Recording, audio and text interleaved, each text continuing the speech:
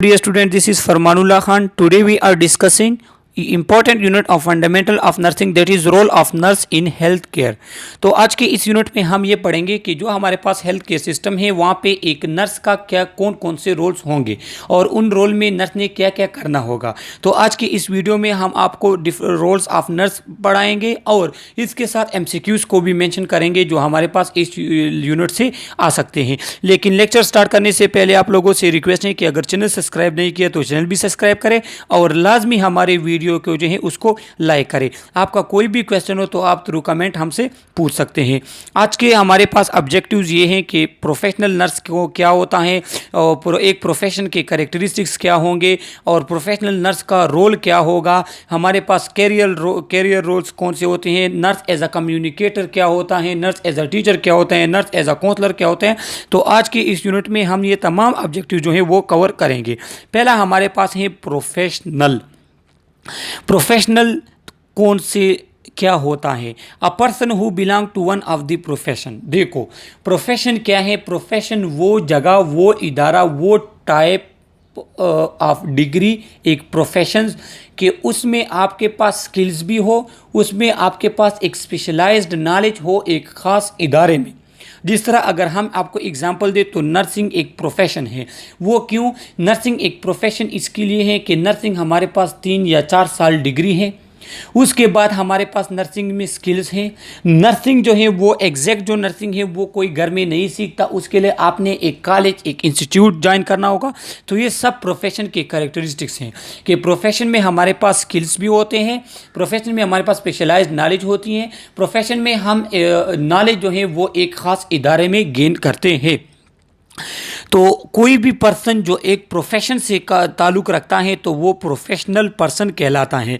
अब प्रोफेशनल क्या है कि a professional is a member of a profession और any person who earn their living from specialised professional activity. The term also describes the standard of education and training that prepare member of profession with the particular knowledge and skill necessary to perform their specific role within their that profession।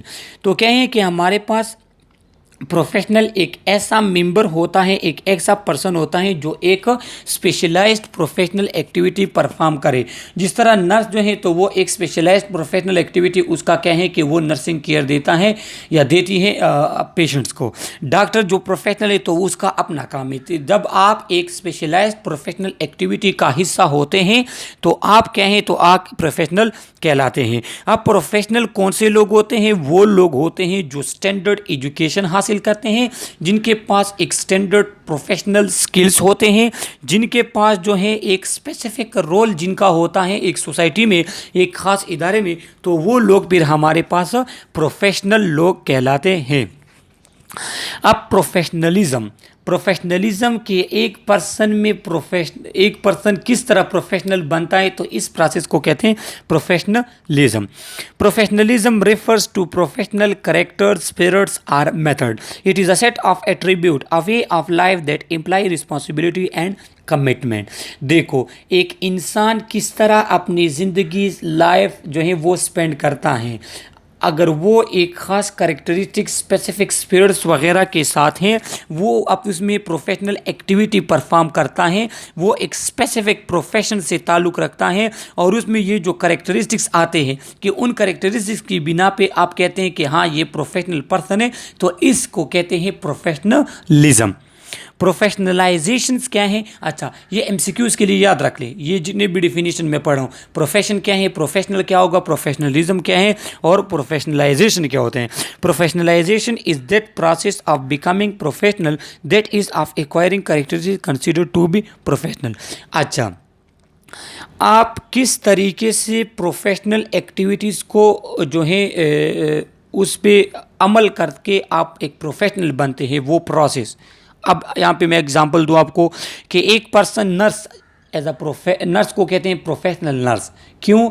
क्योंकि nurse ने क्या किया, FSc उसने clear की, FSc के बाद उसने BSN में एडमिशन लिया, वहाँ पे उसके क्लिनिकल्स होते हैं, उसके स्किल्स लैब होते हैं, उसके एजुकेशन होती हैं, उसके बाद वो जाते हैं इंटर्नशिप में, उसके बाद जो हो जाते हैं जॉब में। तो ये एक ख़ास तरीके से प्रोसेस से आप होकर आते हैं और इसके साथ आपके पास नॉलेज भी आता है, आपके पास स्किल्स भी आते हैं, आपके पास जो है वो प्रोफेशनल कैरेक्टरिस्टिक्स आते हैं। तो ये तमाम प्रोसेस को मिला के क्या कहते हैं, प्रोफेशनलाइजेशन। वो कहते हैं कि आप में प्रोफेशनलाइजेशन किस तरह आएगी। प्रोफेशनलाइजेशन आप में इस तरह आएगी कि आप वो तमाम कैरेक्टरिस्टिक जो एक प्रोफेशन के होते हैं उसको आप अपनाएंगे, तब आपके पास प्रोफेशनलाइजेशन आएगी। और जब आप में प्रोफेशनलाइजेशन आ जाए तो आपके वो प्रोफेशनल कैरेक्टरिस्टिक्स, आपके वो काम जो आप करते हैं उसको फिर कहते हैं प्रोफेशनलिज्म। अगर एक पर्सन जितना प्रोफेशनल होगा उतनी उसमें प्रोफेशनलिज्म ज़्यादा होगी। अब हमारे पास क्राइटेरिया ऑफ प्रोफेशन, तो आप कहते हैं कि ये प्रोफेशन, नर्सिंग प्रोफेशन, ये वो, तो क्राइटेरिया क्या है, वो कौन सी चीज़ें हैं जो एक प्रोफेशन होने के लिए ज़रूरी है। तो क्या होगा, to provide a need service to the society. आप सोसाइटी को नीड सर्विस देंगे, जो सर्विस एट अ टाइम एक सोसाइटी के लिए ज़रूरी है तो आप वो सर्विस देंगे। ऐसा नहीं कि आप कोई फ्यूचर के लिए काम कर रहे हैं या पास्ट के लिए काम कर रहे हैं या मौजूदा जो है एक चीज़ की ज़रूरत नहीं है। नहीं, आपके पास एक पेशेंट आते हैं तो उसको ज़रूरत है सेहत की। आपके पास ये जो अभी पेंडेमिक, कोविड पेंडेमिक चल रहा है, तो इसमें नर्स जो है वो क्या है, वो केयर प्रोवाइड कर रहे हैं क्योंकि ये नीड है, टाइम की नीड है। तो आप जो हैं क्या करेंगे, ऐसा सर्विस प्रोवाइड करेंगे कि वो उस सोसाइटी की नीड हो। To advance knowledge in its field, आप जो भी फील्ड प्रोफेशन है, प्रोफेशनल जो भी फील्ड है, आप कहते हैं कि ये प्रोफेशनल फील्ड है, तो उसमें नॉलेज में आगे आपने जाना होगा, उसमें नॉलेज में एडवांसिंग आनी चाहिए। प्रोफेशनल जितने भी इंस्टीट्यूट वो प्रोफेशनल जितने भी डिग्रीज वगैरह होते हैं तो उसमें वो आते हैं, एडवांसिंग ऑफ नॉलेज आती है। क्योंकि हम नर्सिंग फील्ड से हैं तो नर्सिंग में क्या होगा कि पहले नर्सिंग डिग्री हुआ करती थी, उसके बाद डिप्लोमा, पहले नर्सिंग डिप्लोमा हुआ करता था। अब चूंकि नर्सिंग डिग्री आ गई है BSN, उसके बाद फिर MSN आ गया, अब PhD भी स्टार्ट हो गई है। KPK में जो है Peshawar KMU Khyber medical university में PhD भी स्टार्ट हो गई। तो ये हमारे प्रोफेशन में जो है वो एडवांसमेंट ऑफ नॉलेज आ रही है। तो क्या है कि ये आप इससे पता चलता है कि ये एक नर्सिंग एक प्रोफेशन है। To protect its member and make it possible to practise effectively. अच्छा, जो मेंबर प्रोफेशन में काम करते हैं उसकी प्रोटेक्शन पहले होनी चाहिए, आप उसको प्रोटेक्ट करेंगे और आप ऐसा प्रैक्टिस करेंगे कि वो इफ़ेक्टिव हो, उससे लोगों को फ़ायदा हो। ऐसा ना हो कि आपके प्रैक्टिस में फ़ायदे से ज़्यादा नुकसान हो या आपके प्रैक्टिस से ना फ़ायदा हो ना नुकसान हो। नहीं, आपका प्रैक्टिस ऐसा होना चाहिए कि उसमें नुकसान कम और फ़ायदा ज़्यादा हो। तो ये हमारे पास क्राइटेरिया ऑफ प्रोफेशन है। तो इससे आपके पास जो MCQs आता है कि ये 3 स्टेप दिए गए होंगे और fourth one none of the above होगा या ऑल ऑफ द अबव होगा। तो आपने फिर ये तमाम ऑल ऑफ अबव को जो है क्लिक करना है। अब हमारे पास वोकेशन एंड प्रोफेशन, इन दोनों में फ़र्क यहाँ पे दिया है। तो ये MCQs के लिए ये 2-3 स्लाइड गौर से सुने आप। A vocation is a generally a job that require a particular set of skill acquired through experience or through training but not necessarily dependent on college or degree। देखो, वोकेशन और profession ये दोनों same हैं किस हद तक कि profession में आपके पास स्पेशलाइज्ड स्किल होंगे और वोकेशन में आपके पास स्पेशलाइज्ड स्किल्स होने चाहिए। लेकिन डिफरेंस क्या है कि ज़रूरी नहीं है कि आप वोकेशन में आप किसी कॉलेज में जाए, ज़रूरी नहीं है, जा सकते हैं।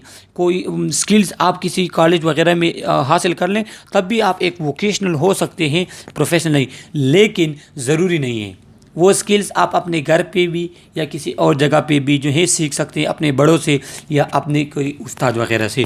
तो यहाँ पे एक लाइन मैं कहूँगा, आप गौर से सुने कि each and every profession is called vocation but every vocation can not call profession. हर एक प्रोफेशन वोकेशन हो सकता है लेकिन हर एक वोकेशन ज़रूरी नहीं है कि प्रोफेशन हो। वोकेशन और प्रोफेशन में फ़र्क ये है कि प्रोफेशन में हमारे पास स्किल्स वगैरह आपके पास होंगे लेकिन आप एक स्पेशलाइज्ड डिग्री के फॉर्म में एक स्पेशलाइज्ड कॉलेज या इंस्टीट्यूट में हासिल करेंगे। लेकिन वोकेशन में आपके पास स्किल्स होंगे लेकिन उसके लिए ज़रूरी नहीं है कि आप किसी कॉलेज या कोई इंस्टीट्यूट वगैरह में जाए। और वोकेशन के हमारे पास एग्जाम्पल क्या है, प्लम्बिंग, इलेक्ट्रिशियन, मैकेनिक्स। तो एक इलेक्ट्रिशियन मैकेनिक जो हमारे पास पास होते हैं, तो उसके पास भी स्पेसिफिक स्किल्स होते हैं।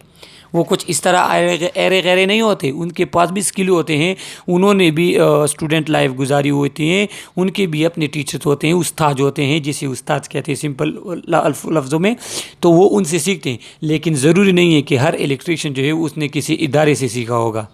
इलेक्ट्रिकल इंजीनियर होते हैं, लेकिन ज़रूरी नहीं है कि हर एक इलेक्ट्रीशियन जो है उसने इधर से। ऐसे भी होते हैं कि अपने बाप अपने बड़ों से सीखते हैं और वो बन जाते हैं फिर। तो फिर इस टाइप की जो है हमारे पास फिर वोकेशनल या वोकेशन कहलाते हैं। A profession could be one of above but generally reference a doctor, lawyer, nurse और other skill worker who was required to obtain college university training. अच्छा देखो, इलेक्ट्रीशियन जो है वो भी हमारे पास प्रोफेशनल हो सकता है, लेकिन प्रोफेशन चूँकि हम मैक्सिमम किसके लिए यूज़ करते हैं, डॉक्टर के लिए, लॉयर के लिए, नर्स के लिए, या कोई भी स्किल वर्कर हो जिसके लिए ज़रूरी हो कि उसने जो है इंस्टीट्यूट या कोई कॉलेज या कोई स्कूल वगैरह ज्वाइन करना होगा, किसी ख़ास इदारे से ट्रेनिंग लेनी होगी, तब फिर हमारे पास जो है वो क्या कहलाएगा, प्रोफेशन। अब though both vocation as well as profession indicate the career or the occupation through which individual make a livelihood, vocation is a broader term than profession। यहाँ पे आप देख लें कि प्रोफेशन वोकेशन जो भी है ये हमारे पास एक टाइप की ऑक्यूपेशनल एक्टिविटी है, जिससे क्या है, जिससे लोग पैसे कमाते हैं और फिर उससे अपनी ज़िंदगी बसर करते हैं। लेकिन वोकेशन जो है वो ब्रॉडर टर्म है as a compare to profession. मैंने आपको कह दिया कि वोकेशन क्या है कि आप स्कूल में, कॉलेज में, यूनिवर्सिटी में या कोई अड्डे में भी जो है, या कहीं पे जो है आप बाज़ार वगैरह में भी हैं, सीख सकते हैं अपने उस्ताद वगैरह से। तो वोकेशन एक ब्रॉडर टर्म आ जाता है जिसमें प्रोफेशनल भी आते हैं, बाहर के लोग भी आते हैं। लेकिन प्रोफेशनल सिर्फ़ और सिर्फ वही लोग होंगे जिन्होंने कोई कॉलेज या यूनिवर्सिटी से कुछ सीखा होगा। Professional refer to the career that one option for getting extensive training and acquired specific skill to become eligible for a job in it। तो ये ऑलरेडी मैं एक्सप्लेन कर चुका हूँ कि कोई भी शख्स अगर प्रोफेशनल बनना चाहता है तो उसने एक specialised, specific knowledge, specific skill gain करके, उसे जो है एक स्किल्स गेन करके तो वो जॉब के लिए एलिजिबल होगा। देखो नर्सिंग ऑफिसर जो होते हैं या चार्ज नर्स होते हैं या स्टाफ नर्स होते हैं, तो इसमें जो है फिर हमारे पास क्या है कि आम पर्सन नहीं आता, हेल्थ डिप्लोमा वाले में इस सीट पे नहीं आ सकते। इस पे अगर आप आएंगे तो BSN आपके पास होगा, आपके पास इंटर्नशिप होगी, आपके पास पाकिस्तान नर्सिंग काउंसिल का कार्ड होगा। तो ये चीज़ होगी तब आप कोई प्रोफेशनल एक्टिविटी में के लिए एलिजिबल होंगे। Profession requires training and qualification, whereas vocation is the innate ability in an individual toward a particular occupation। तो कहें कि प्रोफेशन हमारे पास उसमें ट्रेनिंग और क्वालिफिकेशन की ज़रूरत होती है। आप ट्रेनिंग करेंगे और आप क्वालिफाई भी होंगे। क्वालिफाई ये कि आपके पास डिग्री होगी स्पेसिफिक, लेकिन वोकेशन क्या है कि वो हमारे पास इनेट एबिलिटी है। कुछ लोग बाई बर्थ जो है एक चीज़ में उन लोगों का इंटरेस्ट होता है, मीन्स मिस्त्री के बेटे जो है वो उसका इंटरेस्ट जो है मिस्त्री उसमें होता है, मैकेनिक्स वगैरह में। ज़रूरी नहीं है, लेकिन फिर भी कि अक्सर हमने देखा होगा कि अगर पेरेंट्स जो है वो कोई काम करते हैं तो उसके बच्चों में जो है वो एक दो जो है इस टाइप के होते हैं कि उसको बाई बर्थ उस चीज़ का शौक़ होता है और वो एक अच्छे जो है इलेक्ट्रीशियन, वो एक अच्छे जो है प्लम्बर, वो एक अच्छे मैकेनिक, वो एक अच्छे जो है पर्सन बन सकते हैं। तो कहें कि इसमें आपके पास इनेट एबिलिटी शामिल हो सकती है कि एक चीज़ में आपका शौक़ है बाई बर्थ, तो आप उसके फिर वो बन जाते हैं। अब vocation almost always carry the connotations of some kind of manual labor, plumber, carpenter, electrician, mechanics etc। तो ये डिफरेंस हमें बता रहे हैं कि वोकेशन जो है वो अक्सर उसमें हम देखते हैं कि उसमें आप जो है मजदूरी टाइप करते हैं, उसमें आप ख़ुद को थकाते हैं, उसमें आप अपने हाथों वगैरह से काम करते हैं, उसमें मैनुअल लेबर वगैरह होते हैं। किस तरह कि जो हमारे पास इलेक्ट्रीशियन है तो वो कितना बड़ा भी उस्ताद क्यों ना हो, फिर भी जो है वो हथौड़ा लेके कोई टक टुक करता है, वो तार वगैरह सीधा करता है, वो प्लास वगैरह यूज़ करता है। तो इसमें क्या है कि हमने देखा है कि जो वोकेशन होते हैं, वोकेशनल पर्सन होते हैं, वो कितना भी बड़ा उस्ताद क्यों ना बन जाए, फिर भी थोड़ा बहुत जो है वो हाथ लेबर टाइप मजदूरी वगैरह उसमें करता है, उसमें वो हाथ वगैरह यूज़ करता है, वो चीज़ें करता है। लेकिन प्रोफेशन जो होता है वो some kind of water colour job, उसमें क्या है कि उसमें आप वाटर कलर जॉब, आपका अपना एक एग्जैक्ट खूबसूरत सा यूनिफॉर्म होगा, साफ़ सुथरा सा, उसमें आप कोई मजदूरी टाइप नहीं करते, उसमें जो है आप कोई तेल वगैरह के साथ आपका अटैचमेंट नहीं आता। हाँ, ब्लड वगैरह के साथ कभी कभार आप वो हो जाते हैं, लेकिन बाकी जो हमारे पास प्रोफेशनल जो हैं उसको वाटर कॉलर जॉब भी कहते हैं। तो एमसीक्यूज़ के लिए आ सकते हैं कि वो which one is water collar job, और फिर आपके पास ऑप्शन दिए गए होंगे कि वोकेशन, प्रोफेशन और ऑक्यूपेशन नन। तो आपने फिर प्रोफेशन जो है वो एक वाटर कॉलर जॉब है। पहले क्या होता था कि historically the contrast was much stronger, but today any kind of knowledge worker including being a clerk is considered as professional. पहले वक्तों में इसमें बड़ा फ़र्क होता था। पहले जो जॉब वाला पर्सन होता था, जो हमारे पास नर्स या डॉक्टर हैं, तो वो इंतहाई खूबसूरत कपड़ों में, और जो मैकेनिक्स होते थे तो वो बेचारे काले काले कपड़े उनके हुआ करते थे, सारे गंदे हुआ करते थे। लेकिन अब जो है वैसा नहीं रहा। अब हमारे पास क्या है, अब हमारे पास आपने देखा होगा कि मैकेनिक्स वगैरह या इस तरह इलेक्ट्रिशियन वगैरह भी हमारे पास हैं कि जो सिर्फ आइडिया वगैरह देते हैं, बाकी उनका कोई काम नहीं होता। तो कहते हैं कि पहले वक्तों में जो है इसमें डिफरेंस बहुत बड़ा हुआ करता था। अब तो हमारे पास एक छोटा मोटा क्लर्क जो है, जिसकी 12 स्किल जो हैं, जो मैट्रिक वगैरह पे भर्ती होते हैं, तो वो भी हमारे पास प्रोफेशनल कहलाते हैं। अब हम आ जाते हैं ऑक्यूपेशन। ऑक्यूपेशन क्या कहते हैं कि वो कोई भी काम जिसको करके आप जो हैं पैसे कमाते हैं, तो वो ऑक्यूपेशन कहलाता है। An activity or task with which one occupy oneself, usually specifically the productive activity, service, trade or craft for which one is regularly paid a job। तो कोई भी जॉब, कोई भी एक्टिविटी, कोई भी तिजारत वगैरह ऐसी एक्टिविटी जिसके लिए आपको पैसे दिए जाएं, जो आप करें तब आपको पैसे दिए जाएं, जिसका पहला मेन मकसद पैसे कमाना हो, तो फिर वो हमारे पास ऑक्यूपेशन कहलाता है। द एक्ट, प्रोसेस और state of processing possessing a place. तो इसमें आपका एक प्लेस होता है, एक ऑक्यूपेशन होते हैं। जिस तरह जो हमारे पास तिजारत एक ऑक्यूपेशन है, तो इसमें आपकी एक आइडेंटिटी होगी, तो वो से आपको पैसे भी मिलेंगे और आपका मेन मकसद भी यही होगा। अब हम पढ़ते हैं प्रोफेशन के कैरेक्टरिस्टिक्स। देखो, अगर हम किसी पर्सन को कहते हैं कि ये प्रोफेशनल हैं, तो उसमें कौन से कैरेक्टरिस्टिक्स होने चाहिए। अगर एक हम कहते हैं कि नर्सिंग इज़ अ प्रोफेशन, तो उसके क्या कैरेक्टरिस्टिक्स होंगे। ग्रेट रिस्पॉन्सिबिलिटी, प्रोफेशनल पर्सन पे रिस्पॉन्सिबिलिटी ज़्यादा होती हैं। नर्स की बात करें तो नर्स पे इंतहाई ज़्यादा रिस्पॉन्सिबिलिटी होती है। पेशेंट की केयर करना, उसकी देखभाल करना, ये आपकी रिस्पॉन्सिबिलिटी है। अकाउंटेबिलिटी ये है कि आप जो भी काम करते हैं तो उसके लिए आप अकाउंटेबल हैं। आप किस तरह वो काम किया, क्यों किया, ये तरीका आप क्यों अपना रहे हैं, तो इसके लिए आप अकाउंटेबल हैं। कल को अगर कोई प्रॉब्लम होती है तो आपने जस्टिफिकेशन देनी होगी कि ये प्रॉब्लम इसलिए हुई है, इसका रीज़न ये था। तो इसको कहते हैं अकाउंटेबल, और प्रोफेशनल की ये ज़रूरी है। Allow autonomy in decision making. आप अगर कोई प्रोफेशनल पर्सन है तो उसके पास ऑटोनॉमी होनी चाहिए कि वो एक अच्छा तरीके से डिसीजन ले सके। तो ऑटोनॉमी आपके पास होगी तब आप प्रोफेशनल होंगे। Involve a skill based on specialised theoretical knowledge.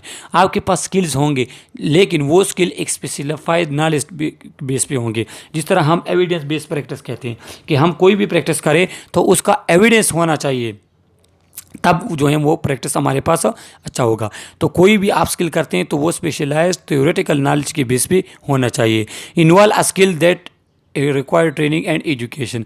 आप वो स्किल परफॉर्म करेंगे जिसके लिए ट्रेनिंग की ज़रूरत होगी, एजुकेशन की ज़रूरत होगी। अगर मैं नर्सिंग की मिसाल दूं तो क्या होगा कि हमारे पास अगर जो है किनोला लगाते हैं, तो किनोले के लिए एजुकेशन क्या होनी चाहिए कि हमारे पास कौन से गेज का किनोला हम यूज़ करेंगे, किनोले के लिए हमने कौन सा एंगल यूज़ करना है, किनोला हमारे पास कब जो है नहीं लगाना, किस हैंड में लगाना है, कौन से वेन में हम किनोला लगाएंगे। तो ये सब जो है ये हमारे पास इसके लिए एजुकेशन है। ट्रेनिंग क्या है, हमने ट्रेनिंग भी हासिल करनी है, उसकी प्रैक्टिस भी करनी है लैब में। उसके जो है हमारे पास स्टैच्यूज़ वगैरह होते हैं, उसको हम किनोला वगैरह लगाएं, तो उसके ज़रिए जो डमी वगैरह होती हैं तो उस पर हम प्रैक्टिस करके उसके बाद जो है हम जब ये लगाएंगे तो ये हमारे पास प्रोफेशनल स्किल्स कहलाएगा। Integrity is maintained by adherence to a code of conduct. अच्छा, हम कोई भी चीज़ करें तो उसके लिए कोड ऑफ कंडक्ट होनी चाहिए। हर चीज़ के अपना एक तरीक़ाकार होने चाहिए, एक प्रोसेस होनी चाहिए, एक स्टेप्स होने चाहिए। तो हम एक स्टेप बाय स्टेप अगर कोई काम करें तो ये भी हमारे पास प्रोफेशनल है। इज़ ऑर्गेनाइज्ड, प्रोफेशन एक ऑर्गेनाइज्ड होता है, एक ऑर्गेनाइज तरीके से, कोऑर्डिनेट तरीके से, एक ग्रुप फॉर्म में अच्छे तरीके से हम वो फंक्शन जो है वो परफॉर्म करते हैं। ये हमारे पास एक प्रोफेशन के कैरेक्टरिस्टिक्स हैं। इथिकल कंस्ट्रेंट, जो हमारे पास इथिकल इश्यूज आते हैं उसको भी हम देखेंगे। एथिकल इशू, एथिकल प्रिंसिपल, तो इसके लिए मेरी वीडियो है, वीडियो लेक्चर है, जिसका लिंक मैं इसके उसमें दे रहा हूँ, डिस्क्रिप्शन में दे रहा हूँ। तो वहाँ से आप इथिकल आपके पास आ जाएंगे प्रिंसिपल वगैरह। तो कोई भी हम डिसीजन लेते हैं तो तब हमने इथिकल कंस्ट्रेंट को देखना होगा। उसमें हमारे पास इथिकल प्रिंसिपल हम देखेंगे कि बेनिफिशेंस हो रहा है लोगों को, इसको फ़ायदा है या नुकसान है। फ़ायदा होना चाहिए लोगों को, इसमें लोगों की प्राइवेसी जो है वो सिक्योर होनी चाहिए, प्राइवेसी, इसमें लोगों की ऑटोनॉमी जो है वो भी सिक्योर होनी चाहिए। तो ये सब चीज़ें जो है हम इथिकल उसमें कंस्ट्रेंट में हमारे पास आती हैं। सेल्फ रेगुलेशन, सेल्फ रेगुलेट हमने करना होगा, ख़ुद को रेगुलेट करना होगा। हम जो कोई भी प्रोसेस करें तो वो स्टेबल तरीके से हम करें। हाँ, कोई भी प्रोसेस करें तो उससे हमें कोई प्रॉब्लम ना हो, उससे हमें कोई इशू ना हो। हॉनेस्टी एंड इंटीग्रिटी क्या है कि हमने हॉनेस्ट होना चाहिए, हमें हॉनेस्ट होना चाहिए कि हम कोई भी एक्टिविटी, कोई भी स्किल्स परफॉर्म करते हैं तो हॉनेस्टली उसको परफॉर्म करें, उसमें डिस्क्रिमिनेशन ना हो, उसमें किसी को नुकसान ना हो, उसमें जो है हम अपने फ़ायदे के लिए किसी को नुकसान हमें नहीं देना चाहिए। कॉम्पिटेंस, हम कोई भी प्रोसेस करें, कोई भी स्टेप करें, हम कॉम्पिटेंट होने चाहिए कि हाँ ये मुझे आता है, ये मैं करूँगा, इसमें नुकसान कम होगा, तो हम कॉम्पिटेंट होनेंगे। अगर एक पर्सन के पास स्किल नहीं है और वो प्रैक्टिस वगैरह करता जा रहे हैं लोगों पे, इट्स नॉट फेयर। तो ये प्रोफेशनल पर्सन नहीं होगा। प्रोफेशनल वो पर्सन होता है जिसके पास, जो कॉम्पिटेंट होता है, जो वो एक परफॉर्म कर रहा है एक प्रोसेस, तो उसके पास कॉम्पिटेंसी होती है कि हाँ ये मैं परफॉर्म कर रहा हूँ तो इससे मुझे फ़ायदा होगा। इमेज, हर प्रोफेशनल पर्सन का एक इमेज होना चाहिए। नर्स का एक इमेज है कि ये नर्स हैं, इसके पास स्किल हैं, इसके पास नॉलेज हैं, इसके ये जो हैं एविडेंस बेस्ड प्रैक्टिस ये परफॉर्म कर सकता है, ये हेल्थ मीन्स केयर प्रोवाइड कर सकते हैं। तो आपका एक इमेज होगा, प्रोफेशनल पर्सन का एक इमेज होता है। It render an essential social service, और आप एक एसेंशियल सोशल सर्विस प्रोवाइड करेंगे। प्रोफेशन जो होता है वो एक एसेंशियल सोशल सर्विस प्रोवाइड करता है। जो हमारे पास जो हैं वो डॉक्टर्स हैं, जो नर्स हैं, तो ये अगर एक नर्सिंग कॉलेज हैं, डॉक्टर हैं, हॉस्पिटल हैं, मेडिकल कॉलेज हैं, तो वो प्रोफेशनल, वो उसे एक प्रोफेशन कहते हैं। नर्सिंग एक प्रोफेशन है। तो नर्सिंग क्यों प्रोफेशन है? क्योंकि हम एक social service, essential social service जो है वो प्रोवाइड करते हैं। अब यहाँ पे आ जाता है नर्सिंग एज अ प्रोफेशन, कि एक नर्स हैं तो वो एज अ प्रोफेशनल या नर्सिंग एज अ प्रोफेशन कौन कौन से कैरेक्टरिस्टिक्स होते हैं, कौन कौन सी बातें को देखना होगा। तो nursing is recognise increasingly as a profession based on the following criteria: well defined body of specific and unique knowledge. Nursing में हमारे पास एक वेल डिफाइंड नॉलेज, एक well defined unique body of knowledge है। किस तरह कि हम फंडामेंटल ऑफ नर्सिंग पढ़ते हैं, हमारे पास स्किल्स होते हैं, पीडियाट्रिक, फार्माकोलॉजी, हेल्थ असिस्टेंट, ये हमारे पास स्पेसिफाइड बॉडी ऑफ नॉलेज है, और ये एक यूनिक नॉलेज है। किसी और डिग्री की ये तमाम सब्जेक्ट नहीं होंगे, कुछ होंगे बाकी नहीं होंगे। तो हमारे पास एक स्पेसिफाइड नॉलेज है। स्ट्रॉन्ग सर्विस ओरिएंटेशन, हमारे पास सर्विस ओरिएंटेशन है स्ट्रॉन्ग। किस तरह? हमारे पास 17 scale, 18 scale, nursing officer, nursing director, charge nurse, staff nurse, nursing officer, registered nurse. तो ये हमारे पास एक सर्विस ओरिएंटेशन है। Recognise authority by a professional group, हमारे पास एक अथॉरिटी है जो हमें रिकॉग्नाइज हुई है। Recognise authority by professional group, देखो HEC की तरफ से, या अमेरिकन नर्सिंग एसोसिएशन की वजह से, या पाकिस्तान नर्सिंग कौंसिल की तरफ से, एक प्रोफेशनल नर्स के पास एक अथॉरिटी होती है जो हमें दी गई है। हम केयर प्रोवाइड कर सकते हैं, हम डिसीजन ले सकते हैं, हम इथिकल प्रिंसिपल को देख के पेशेंट्स के बारे में जो है वो कुछ डिसाइड कर सकते हैं। तो ये हमारे पास अथॉरिटी होगी। कोड ऑफ एथिक्स, नर्सिंग में कोड ऑफ एथिक्स होते हैं जो कि ऑलरेडी मैं आपको उसमें पढ़ा चुका हूँ एक वीडियो लेक्चर में, और उसका डिस्क्रिप्शन में मैंने लिंक दिए हुए हैं, तो वहीं से आप देख सकते हैं। आप codes of ethics, principle of ethics, beneficence, non beneficence, autonomy, ये जो हमारे पास कॉन्फिडेंशियलिटी, इन सब जो है इसको देख के आप क्या करेंगे, आप अपना प्रैक्टिस जो है वो परफॉर्म करेंगे। Professional organisation that set standards, आपके पास प्रोफेशनल ऑर्गेनाइजेशंस होंगे जो आपके लिए एक स्टैंडर्ड्स को सेट करेंगे कि ये स्टैंडर्ड आपका है।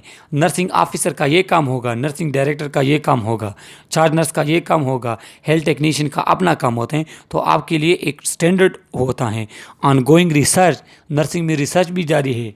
हम देखते हैं ना कि किनोले के लिए अलग अलग से तरीके आ रहे हैं। आईवी किनोलेशंस के लिए हमारे पास इन्फेक्शन कंट्रोल पे जो है रिसर्च हो रहे हैं, तो हमारे पास रिसर्च होते हैं। ऑटोनॉमी, एक नर्स, प्रोफेशनल नर्स के पास ऑटोनॉमी होती है कि वो जो है सोच सकता है, कुछ डिसाइड कर सकता है। अब प्रोफेशनल नर्स के कौन से कैरेक्टरिस्टिक है वो तो हमने प्रोफेशन के देखे। अब प्रोफेशनल नर्स केयरिंग होगा, वो केयर प्रोवाइड कर देगा। उसकी फर्स्ट प्रायोरिटी क्या होगी? केयर प्रोवाइड करना। वो हॉनेस्ट होगा, फेथफुल होगा, पेशेंट होगा, सब्र के से काम लेगा, गुड लिसनर होगा। जो गुड लिसनर होते हैं तो वो अच्छी तरीके से सीखते हैं। पेशेंट हमारे पास है, वो कुछ जो कहना चाहता है हमसे तो हम उससे सुने कि वो क्या कहना चाहता है हमारे पास, तो हम गुड लिसनर होंगे। फिर उसके बाद क्या होंगे? अकाउंटेबल होंगे। जो भी काम हम करते हैं तो उसके लिए हम अकाउंटेबल होते हैं कि हमने ये प्रोसेस किया, ये हमने स्किल्स किए, ये प्रैक्टिस हमने किया, ये प्रोसीजर हमने किया, तो इसका फ़ायदा था नहीं था, ये मैंने क्यों किया, तो इसके लिए फिर हम अकाउंटेबल होंगे। और ये एक प्रोफेशनल नर्स के करेक्टरिस्टिक्स हैं। कॉम्पिटेंट होना चाहिए। हम जो भी स्किल परफॉर्म करते हैं उस पर हमें पूरा बावर होना चाहिए, जो पश्तो में बावर कहते हैं, उस पर पूरा कंट्रोल होना चाहिए। कॉन्फिडेंट होने चाहिए। हम जो भी काम करें तो हम कॉन्फिडेंट के साथ करें कि हाँ ये काम मैं कर रहा हूँ, ये मुझे आ रहे हैं तो इसका फ़ायदा होगा। सही है। कमिटमेंट होते हैं, अपने साथ कमिटमेंट करें कि मैंने केयर प्रोवाइड करनी है, मैंने ये प्रोसीजर करना है इस टाइम में, तो कमिटमेंट होनी चाहिए। Reflective, non judgmental, safe care provider. तो ये हमारे पास करेक्टरिस्टिक्स हैं एक प्रोफेशनल नर्स के। Career role, a role is a set of expected behavior associated with a person status और position. Role include behavior, right and responsibility. जो हमारे पास वो रिस्पॉन्सिबिलिटी, वो करेक्टरिस्टिक्स, वो बिहेवियर जो एक पर्सनस के होते हैं, जो उस पर्सन को स्टेटस और पोजीशन के हवाले से होते हैं, तो उसे कहते हैं कैरियर रोल। कैरियर ये हैं कि अगर मैं नर्स हूँ तो मैं सब्र से काम लूँगा, मैं गुड लिसनर हूँगा, मैं लोगों की बातों को सही से सुनूँगा, मेरी जो रिस्पॉन्सिबिलिटी वो मैं परफॉर्म करूँगा, जो राइट्स मेरे हैं वो खुद मैं अपने लिए मांगूँगा, जो पेशेंट्स के हैं तो उनको वो वही राइट मैं दूंगा। Nurse function in a variety of role every day, often role overlap which may lead to conflict in expectations और रिस्पॉन्सिबिलिटी। तो कहें कि नर्स हमारे पास डेली बेसिस पे इतने डिफरेंट रोल होते हैं, बहुत से रोल हमारे पास नर्स के होते हैं। और अगर इन रोल में मिक्स अप आ गया, एक दूसरे से ये ओवरलैप कर गए, एक रोल हमने परफॉर्म किया दूसरा हमसे रह गया, तो फिर क्या होगा? फिर हमारे पास जो है कन्फ्लिक्ट पैदा होता है। तो वो कहें कि फिर वो हमारे पास कन्फ्लिक्ट होगा जिसमें एक्सपेक्टेशन और रिस्पॉन्सिबिलिटी के ख़िलाफ़ होगा। केयर गिवर, हम जो हैं प्रोफेशनल नर्स जो हैं वो केयर गिवर होते हैं, वो केयर प्रोवाइड करते हैं अपने पेशेंट्स को। काउंसलर होते हैं, काउंसलिंग करते हैं। देखो साइकाट्रिक पर्सन में अक्सर हमने देखे हैं कि हमने उसकी काउंसलिंग करनी है। अगर किसी पर्सन को कोई प्रॉब्लम है हमारे पास आता है तो हमने उसके पॉजिटिव काउंसलिंग करनी होगी, उसे समझाना होगा, उससे ऐसी बातें करनी होगी जो उसके सेहत के लिए बेहतर हो। टीचर, एज अ टीचर, तो टीचर क्या हैं कि हम टीच करते हैं अक्सर, कि जो हमारे पास पेशेंट होते हैं, मिसाल के तौर पे अगर डायबिटिक पर्सन है तो हम उसको टीचिंग देते हैं कि आपने ये तरीके अपनाने होंगे, आपने ये काम करने होंगे, आपने इस टाइम में एक्सरसाइज लेना है, आपने इस टाइम में ये मेडिकेशन लेनी है। तो हम टीचिंग करते हैं पेशेंट की। Leader, nurses as a leader भी होते हैं। देखो अपने हक मांगना और पेशेंट के लिए हक मांगना ये इंपॉर्टेंट है, तो इसमें हमारे पास नर्सिंग लीडर भी होते हैं। नर्सिंग लीडर भी होते हैं हमारे पास जो लीड करते हैं एक हॉस्पिटल को, लीड करते हैं एक वार्ड को, लीड करते हैं कम्युनिटी को। डिसीजन मेकर भी होते हैं। नर्स को डिसीजन मेकर होना चाहिए कि जब भी कोई कन्फ्लिक्ट वगैरह आता है तो आप एक अच्छे तरीके से ऐसा डिसीजन ले जो एथिकल प्रिंसिपल को मद्देनज़र रखे हो, जिससे लोगों को जो है फ़ायदा होगा। तो आप डिसीजन मेकर भी होते हैं। रिसर्चर, प्रोफेशनल नर्स रिसर्चर भी होते हैं, रिसर्च करते हैं और नए तरीके, नए स्किल्स वगैरह जो हैं वो दरियाफ्त करते हैं। जिस तरह हमारे पास BSN के एंड में हम रिसर्च करते हैं, MSN पे भी रिसर्च होता है। हमारे पास स्पेसिफिक नर्सिंग रिसर्चर भी हैं जो कंटिन्यूसली रिसर्च कर रहे हैं डिफरेंट प्रोसीजर पे, इन्फेक्शंस कंट्रोल पे, अभी जो है कोविड जो है पर्सनल प्रोटेक्टिव इक्विपमेंट, कोविड पे जो रिसर्च जारी है, तो ये तमाम जो है रिसर्च होते हैं। एक प्रोफेशनल नर्स को रिसर्चर भी होना चाहिए। क्लाइंट एडुकेटर, क्लाइंट के लिए एडुकेटर भी होना चाहिए कि क्लाइंट के लिए हक मांगे, क्लाइंट को उसका हक दे, उसके लिए हक मांगे। सही है। चेंज एजेंट होता है, कम्युनिकेटर होता है, टीम मेंबर, रिसोर्स पर्सन। तो ये तमाम जो हमारे पास हैं ये क्या है, ये हमारे पास एक प्रोफेशनल नर्स के करेक्टरिस्टिक्स हैं। अब role as a caregiver, caregiver role क्या है कि the caregiver is the role most commonly associated with nursing by general public. देखो केयर गिवर जो है वो बेसिक रोल हैं जो कि जनरल पब्लिक जो है वो उससे जो है एक्सपेक्ट करती हैं नर्स से कि वो हमें केयर प्रोवाइड करेंगे, और ये नर्स की रिस्पॉन्सिबिलिटी भी है कि वो केयर प्रोवाइड करे। In the role of caregiver the nurse provide direct care when client are unable to meet their own need. अगर कोई पर्सन है वो अपने नीड्स पूरे नहीं कर सकता, वो खुद से टैबलेट नहीं ले सकता, वो खुद से जो है माउथ वॉश नहीं कर सकता, वो खुद से जो है अपनी पोजीशन चेंज नहीं कर सकता, तो ये नर्स जो है वो डायरेक्ट उसकी हेल्प केयर करेगा, उसकी केयर करेगा, उसकी हेल्प करेगा, उसकी नीड पूरी करेगा। This include physical need which can be range from total care but to helping patient with the illness prevention, complete dependent, partially dependent, supportive. तो क्या है कि ये हमारे पास टोटल केयर, फिजिकल नीड्स हमने पूरे करने हैं। इसमें हमने छोटे नीड से लेके टोटल नीड तक बात आती है कि हमने किस तरह सपोर्ट करना है। एक फुली डिपेंडेंट पर्सन को, एक सपोर्टिव पर्सन को हमने किस तरह डिपेंड करते हैं। एक पर्सन हमारे पास डिपेंडेंट नहीं है, वो इंडिपेंडेंट है, लेकिन फिर भी हम उसकी काउंसलिंग वगैरह किस तरह करेंगे, ये तो हमारे पास ये तमाम केयर गिवर में आता है। Holistic care emphasise that the whole person is greater than the sum of their part. Holistic कहते हैं एज अ होल, कि अगर हमारे पास कोई पर्सन आता है तो हम उसकी एज अ होल केयर करें।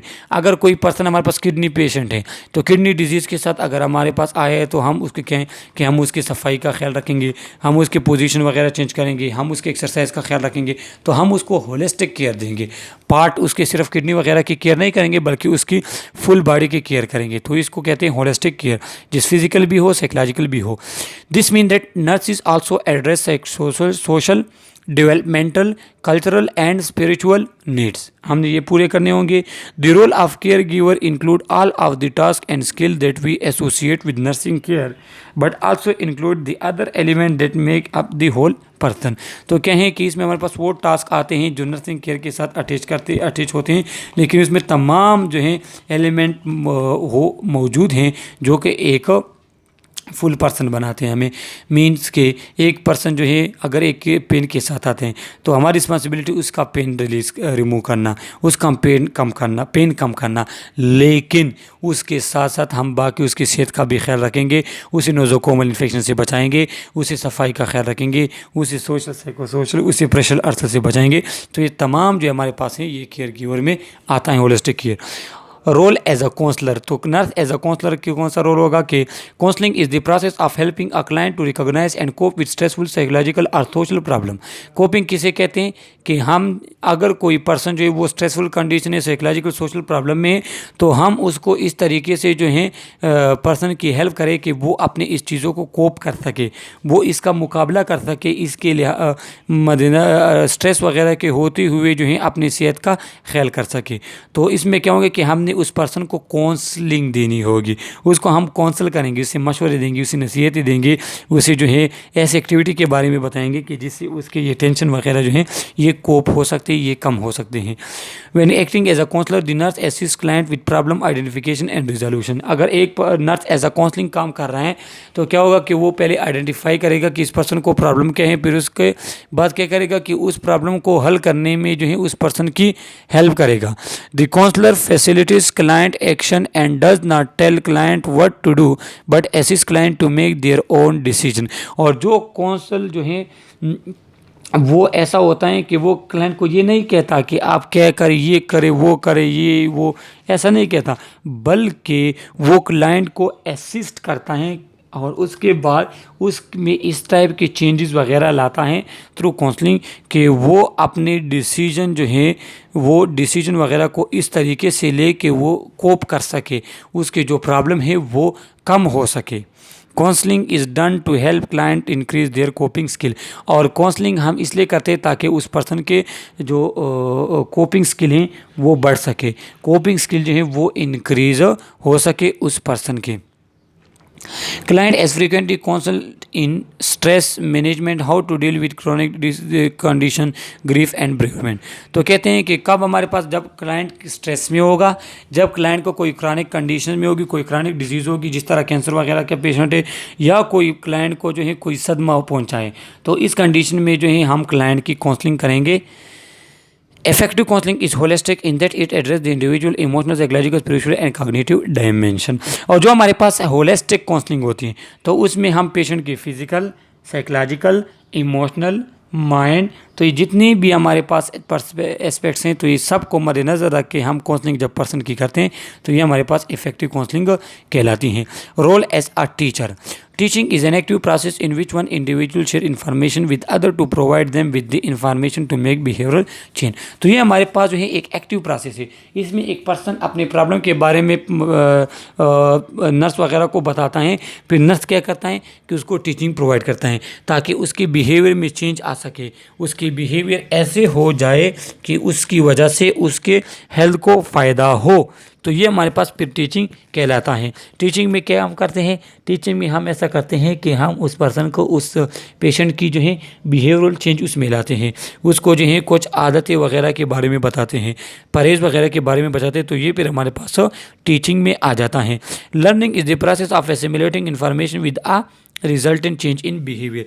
देखो कि जब हम कोई इन्फॉर्मेशन, कोई चीज़ सीखते हैं और वो चीज़ की वजह से हमारे पास हमारे बिहेवियर में इम्प्रूवमेंट आती है तो फिर इसको कहते हैं learning.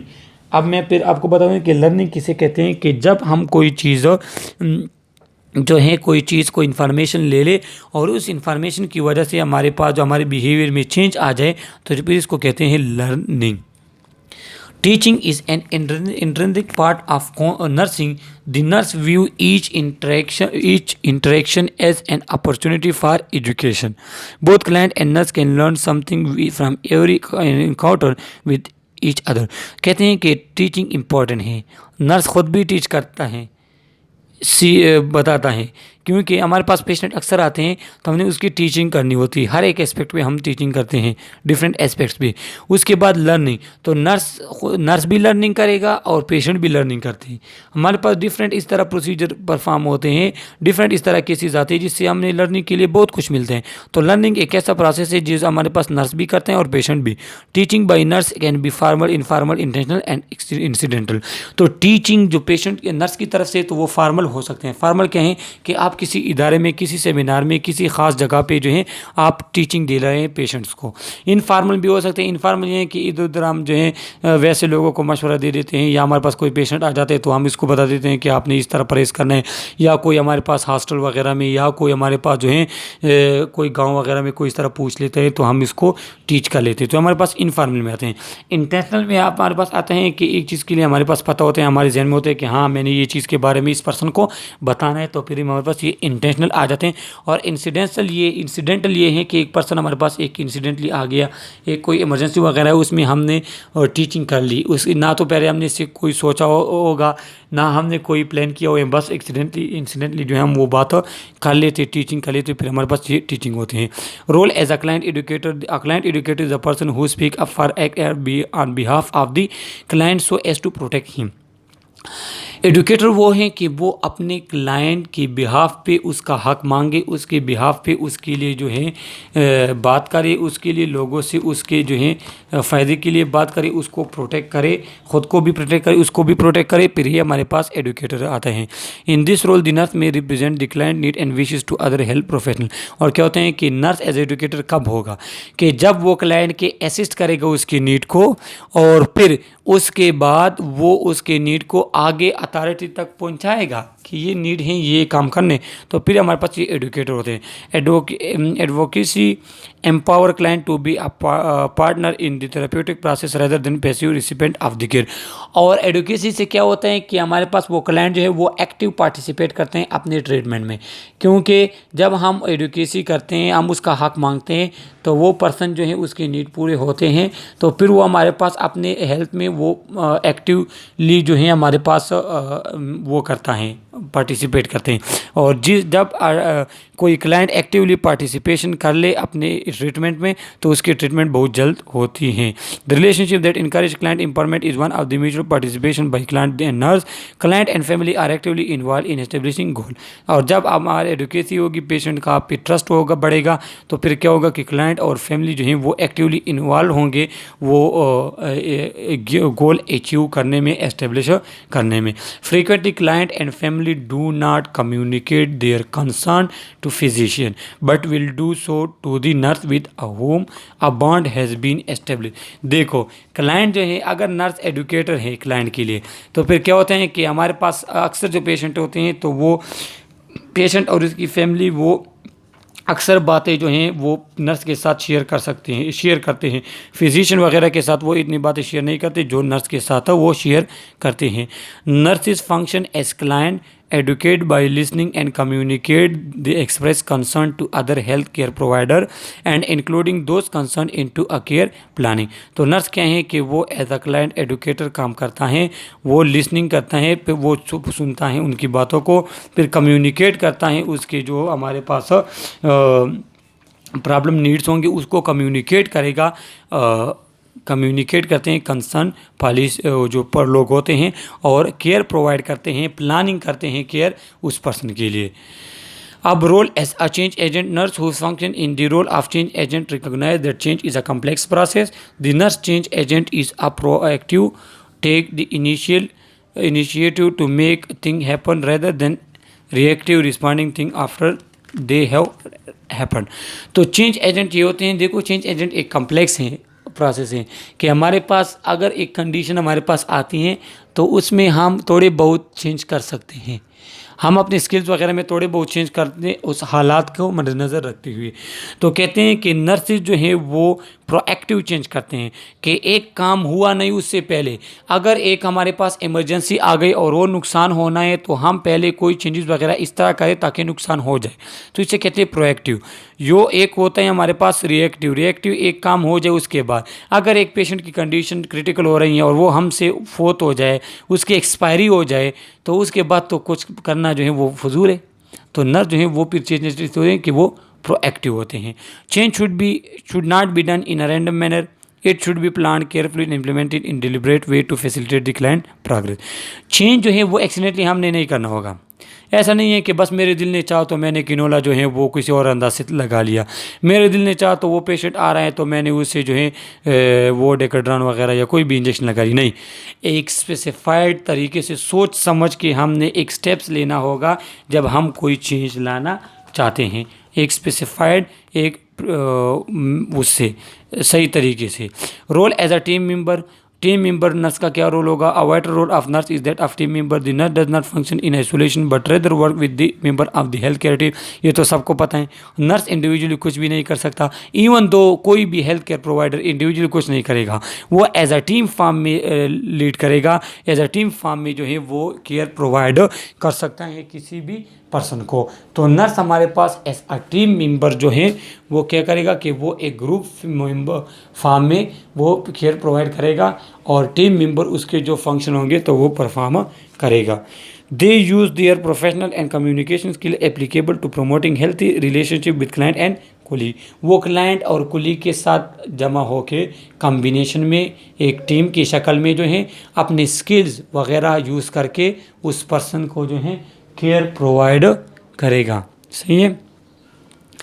Role as a resource person, the nurse function as a resource person by providing skill intervention and information, identifying resources and making referral as needed also fall under the species of this role. क्या है कि हमारे पास nurse के पास इतनी knowledge होनी चाहिए, nurse के पास इतनी इन्फॉर्मेशन होनी चाहिए कि वो इन्फॉर्मेशन लोगों को प्रोवाइड करे, तो वो कॉम्पिटेंट इन्फॉर्मेशन होनी चाहिए। इसको कहते हैं रोल फंक्शन। तो नर्स हमारे पास जो है वो रिसोर्स पर्सन होना चाहिए कि वो नॉलेज वगैरह लोगों के साथ शेयर करे, उनको स्किल्स वगैरह के बारे में बताए। Nurse must consider the client strength and access to the resource including physical, intellectual, economic, social and environmental. और जब भी वो कोई इन्फॉर्मेशन प्रोवाइड करते हैं, वो कोई प्रोसीजर वगैरह परफॉर्म करते हैं, वो कोई टीचिंग वगैरह करते हैं, तो इन्फॉर्मेशन एज वो रिसोर्स पर्सन हो गया, लेकिन वो पहले क्लाइंट को देखेगा, उसके कंडीशन को वो देखेगा, क्लाइंट के कंडीशन को, उसके बाद जो है उसके मुताबिक वो कोई भी इंफॉर्मेशन वगैरह प्रोवाइड करेगा। रोल एज अ लीडर, जो ऑलरेडी मैं आपको पढ़ा चुका हूँ कि as a leader influence other to work together in complete a specific गोल।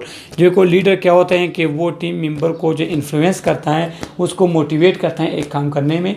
तो हमारे पास नर्स एज अ लीडर क्यों होते हैं? क्योंकि हमने अपने लिए बहुत से हक मांगने होते हैं, हमने अपने लिए भी हक मांगना होता है, पेशेंट के लिए भी हक मांगना होता है। तो हमारे पास जो है नर्स एज अ लीडर जो है वो एक इम्पोर्टेंट फंक्शन है कि the leader role can be implied at different level, individual, client, family, group, client, colleagues, or community. Effective leadership is a learned process requiring an understanding of the need and goal that motivate people, the knowledge to apply the leadership skill and the interpersonal skill to influence other.